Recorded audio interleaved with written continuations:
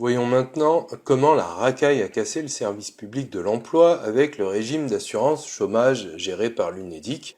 Alors c'est pas la Sécu ni le budget général de l'État, enfin le statut c'est compliqué, c'est le service public de l'emploi, je vous le présente simplifié, à part de la Sécu donc. Le régime d'assurance chômage a été créé en 58 par les partenaires dits sociaux pour les salariés de l'industrie et du commerce dans un contexte de relatif plein emploi. C'est l'UNEDIC, organisme paritaire, qui bénéficie d'une délégation de service public pour gérer le régime d'assurance chômage sous la tutelle de l'État, en assurant le financement des allocations à verser aux chômeurs indemnisés par l'assurance chômage, et c'est Pôle emploi qui agit pour le compte de l'UNEDIC, qui inscrit, qui accompagne, si je puis dire, les chômeurs et les indemnise effectivement ou recouvre les créances. Ces allocations étaient intégralement financées par les cotisations sociales proportionnelles au salaire, salariales et patronales. Ce ne sont donc pas les impôts qui financent les allocations chômage, ces cotisations donnent droit aux allocations lorsque les salariés perdent leur emploi. C'est ce qu'on appelle un système contributif. Et ce système supposait qu'il n'y ait pas un chômage massif. Or, les blaireaux qui nous gouvernent ont niqué l'emploi en 3 temps, destruction des leviers du Trésor, dès 67 jusqu'en 74, repris par le traité de Maastricht qui verrouille le truc, et donc depuis, on a le financement de l'État sur les marchés, avec dette obligatoire. La racaille le savait déjà, comme j'ai dit, c'est de la trahison. Deuxième point, la politique des grands emprunts, augmentation des prix énergétiques avec les accords de l'OPEP, autrement dit encore, choc pétrolier pour des sociétés ultra-pétrolisées. Autrement dit encore, cette dette est amorcée et le chômage qui grimpe à 2 millions à ce moment-là, aboutit à la construction ultralibérale et mondialiste de l'Europe avec destruction de la protection des emplois nationaux au nom du dogme de Malade. Et le résultat, ça a été le chômage de masse, passant de 140 000 en 59, à près de 500 000 en 74, 840 000 en 75, 1,6 million en 80 et 2 millions en 82. Du coup, le régime de l'assurance chômage était déficitaire. Depuis sa création jusqu'en 78, les comptes de l'UNEDIC étaient excédentaires ou à l'équilibre. Alors, au lieu de dégager l'UE, de protéger l'industrie, le commerce et les services, de développer la recherche et développement, de reprendre la main sur la monnaie et de nationaliser les entreprises françaises en vertu du préambule de 46 alinéa 9, au lieu de capitaliser les entreprises françaises qui historiquement ont un énorme déficit de ce côté-là, au lieu de faire tout ça, ce qui est totalement impossible quand on parle de salaire RADUC à cause justement du système d'argent-dette et de l'ultralibéralisme, au lieu de tout ça, au lieu d'œuvrer pour le plein emploi en se donnant les moyens, la racaille, au lieu de ça, elle fait quoi? Elle a fait ce qu'elle sait faire, niquer nos droits. Hausse des cotisations, baisse des indemnisations en 82, allongement de la durée des cotisations minimum, dégressivité des allocations, contrôle renforcé de la recherche d'emploi en 92, forte baisse des cotisations et de la durée d'indemnisation en 2002, durcissement des conditions d'accès au régime d'indemnisation en 2006, fusion NPE et ACDIC en UNEDIC avec suppression des agences de proximité, réduction du temps d'ouverture, et notamment recours à des prestataires privés, tout ça en 2008, et donc, et ainsi de suite, voilà, jusqu'au décret du 18 juin 2019 qui impose une énième réforme de l'assurance chômage avec réduction de salaire journalier de référence, durcissement des conditions d'accès à l'assurance chômage. C'est simple, pour percevoir une allocation de retour à l'emploi, il faut désormais avoir travaillé 6 mois au lieu de 4 mois, sur les 24 derniers mois au lieu des 28 derniers. Allongement de la durée de travail requise pour le rechargement des droits à l'indemnisation chômage, 6 mois au lieu de 1 mois, et toujours nickel au niveau timing. Donc au total, on nique les droits des chômeurs plutôt que de niquer le chômage en prenant les mesures fortes et utiles pour l'emploi, qu'on aurait dû faire. La chasse aux chômeurs est ouverte, donc depuis 40 ans, et la chasse aux parasites apatrides, c'est pour quand?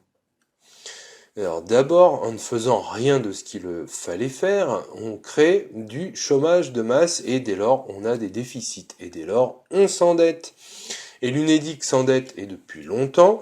Comment elle vend l'affaire auprès des investisseurs? Elle leur dit, on a des besoins de financement, alors on vous les met en gage, les cotisations, en disant, c'est du bon, c'est du gras, et on valorise la réduction des droits sociaux pour garantir encore mieux l'affaire. Et ouais. Alors en septembre 81, l'Unédic a emprunté 6 milliards de francs auprès des assurances et des mutuelles, mais à l'époque, c'est vrai, l'État avait encore la capacité de faire imposer les taux préférentiels à ses établissements et avait même obtenu une avance exceptionnelle du Trésor, donc à taux zéro.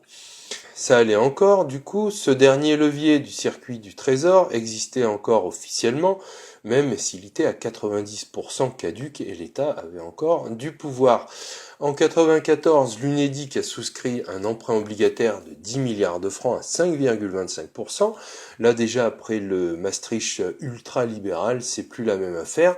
En 2002, même opération avec un emprunt obligataire de 12 milliards de francs au taux de 5,5%. Imaginez l'investisseur comparé à l'inflation officielle 1 ou 2%, ses rendements d'obligations à lui, à 5,25 et 5,50, c'est tout bénef. Concrètement, il se passe quoi? L'Unédic va prostituer nos cotisations sur les marchés financiers pour faire gagner du pognon au macro de la finance apatride. Rebelote en 2009, l'Unédic a lancé un programme d'émission obligataire dont le plafond était porté à 26 milliards en 2014, et dans sa note de présentation aux investisseurs, s'il vous plaît, émise en septembre 2014, l'Unédic vante la fiabilité de ses capacités à rembourser et présente les économies à réaliser sur le dos des chômeurs, 1,6 milliard d'euros sur 2 ans, comme un gage de la soutenabilité de ces remboursements. Magnifique. Et pareil en 2016, bref, toutes ces émissions d'obligations se font auprès des SVT, BNP Paribas, HSBC, Natixis, Crédit Agricole, Citigroup, Deutsche Bank, etc. Ça s'appelle le marché primaire de la dette de l'Unédic. Ensuite, ces banques rétrocèdent les obligations à des investisseurs anonymes.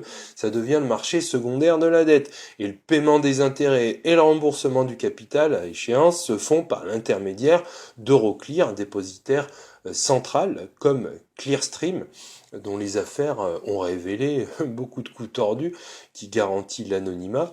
Et oui, on magouille beaucoup mieux dans la pénombre.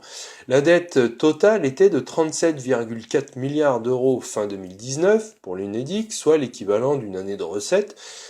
Et fin d'année 2020, on était à 55,5 milliards. Alors, précision, la dette, oui, c'est trop cool, effectivement, mais les taux d'emprunt sont actuellement historiquement bas. Ils pourraient remonter, la dette pourrait exploser, grimper jusqu'au plafond, et les taux remonteront. C'est garanti sur facture, explosion alors de la dette de l'État, de celle des collectivités, de l'Unédic, de la Sécu, des entreprises, des ménages. Imaginez bien que les parasites ultra-libéraux vont tout faire pour nationaliser, pour en fait offrir l'État totalement à la finance apatride totalitaire.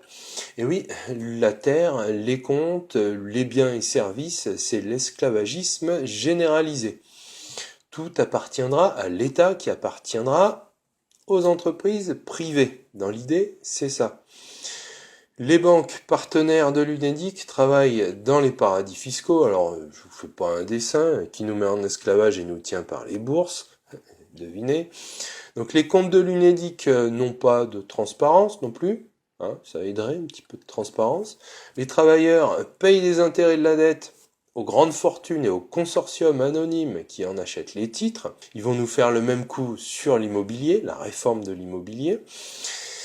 Les riches, c'est fait pour être très riches, et les pauvres, très pauvres. On se foutrait peut-être un petit peu de notre gueule quand même. Ensuite, le plus beau là-dedans, c'est que la racaille gestionnaire profite de sa propre turpitude pour transformer les cotisations sociales en impôts sous prétexte devenu évident qu'il n'y a pas assez de recettes.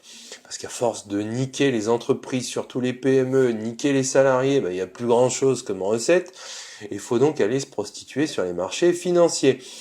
En fait, je parle ici de la réforme du régime macronique de juin 2019.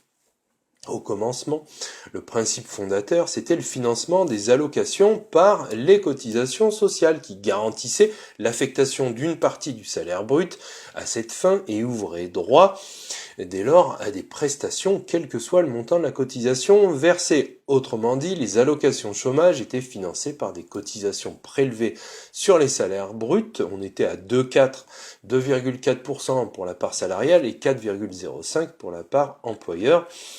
Ce n'étaient donc pas les impôts qui finançaient les allocations chômage, c'était les cotisations qui donnaient droit aux allocations lorsque les salariés perdaient leur emploi, et c'est ce qu'on appelle donc un système contributif. Et ce système a changé car la contribution salariale chômage a été supprimée totalement par Macron depuis le 1er octobre 2018, par la loi de financement de la Sécu pour 2018 et la loi dite pour la liberté de choisir son avenir professionnel, qui devrait plutôt s'appeler loi pour niquer le salaire socialisé après avoir niqué l'avenir professionnel, enfin c'est moins vendeur.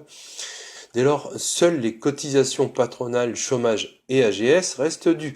Les cotisations patronales ne sont pas des charges, comme le dit la racaille ultralibérale, pour se justifier de faire des baisses de cotisations. Parallèlement, la CSG a été augmentée par Macron de 1,7 points pour atteindre 9,2% sur les revenus d'activité, notamment énième augmentation des taux. Donc il a niqué les cotisations chômage et santé des salariés compensés par une augmentation de la CSG. Cette CSG, elle, n'est qu'un impôt dédié. L'astuce, vous avez compris, c'est que son affectation est modulable par la loi et elle n'est pas attachée obligatoirement au droit à prestation.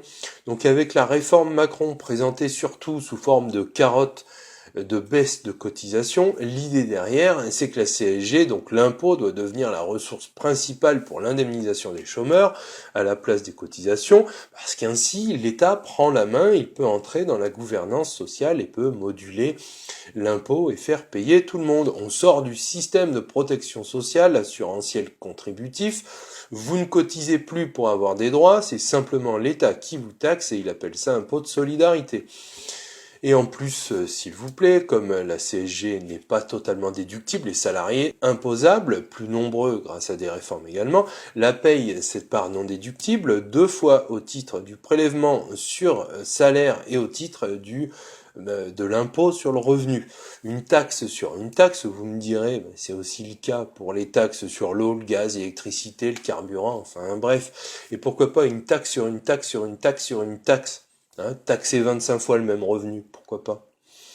Puis il faut dire enfin que les hausses successives de la CSG ont souvent été compensées par des baisses de cotisations sociales, en particulier de cotisations patronales. Si bien qu'aujourd'hui, ce que l'on paye en CSG était naguère payé par les employeurs. On glisse vers un système de protection sociale financé par l'impôt, c'est le système anglo-saxon dans lequel tous les chômeurs auraient droit à une somme qui ne serait plus proportionnelle à leur salaire antérieur, mais un simple filet de sauvetage, de sécurité unique. Vous voyez la suite. Cette fiscalisation toujours plus importante de la protection sociale va inévitablement conduire à la fusion entre la CSG et l'impôt sur le revenu, et le prélèvement à la source en ce sens vise à préparer les esprits à cette fusion au nom de la simplification, et l'étape d'après, c'est une flat tax, c'est-à-dire un impôt à taux unique sur les revenus au nom de l'égalitarisme social. Bienvenue au meilleur des mondes. Et si vous vous souvenez de la fin de la saison 2, on peut prévoir que tout ça se réalisera certainement avec la mise en place de l'euro numérique, la fin du cash, et avec les comptes à la BCE pour tous les citoyens, un contrôle total avec un revenu universel de base pour tous, le minimum pour survivre, avec un peu plus pour les plus dociles qui accepteront de jouer le jeu de la note sociale, et puis bien sûr beaucoup plus pour les plus riches. J'aimerais expliquer les choses plus simplement, mais voilà le plus important.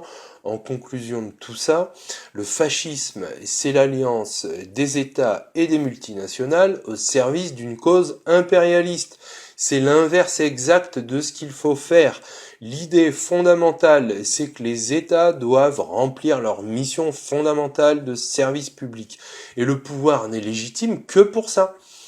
Mais la racaille a niqué les leviers de la souveraineté, elle privatise tout en vendant à tour de bras et va réaliser la privatisation totale de l'État au moyen de la nationalisation de tout pour payer la dette, afin que cette nationalisation générale des terres, des activités, de tout et le plus possible, serve à ramener absolument tous les aspects de la société sous la coupe du privé qui domine l'État. Les racailles vont donc finir de privatiser en nationalisant tout pour offrir tout en gage aux créanciers. Terre, compte bancaire, épargne, liberté, droits réduits. Et l'État lui-même pour finir. Alors c'est comme ça que ça marche, et la justification, c'est une dette impayable, ça se paye, bravo les veaux. Le maire, ce qui sert de ministre des Finances, comme jusqu'à Lagarde, ce qui sert de directrice de la BCE, écarte l'idée, bien entendu, de répudier ou de faire annuler la dette Covid. Vous n'y pensez pas, on a des bonnes capacités d'emprunt, sous-entendu, on nous prête car on vous nique, et ça ne dérange personne.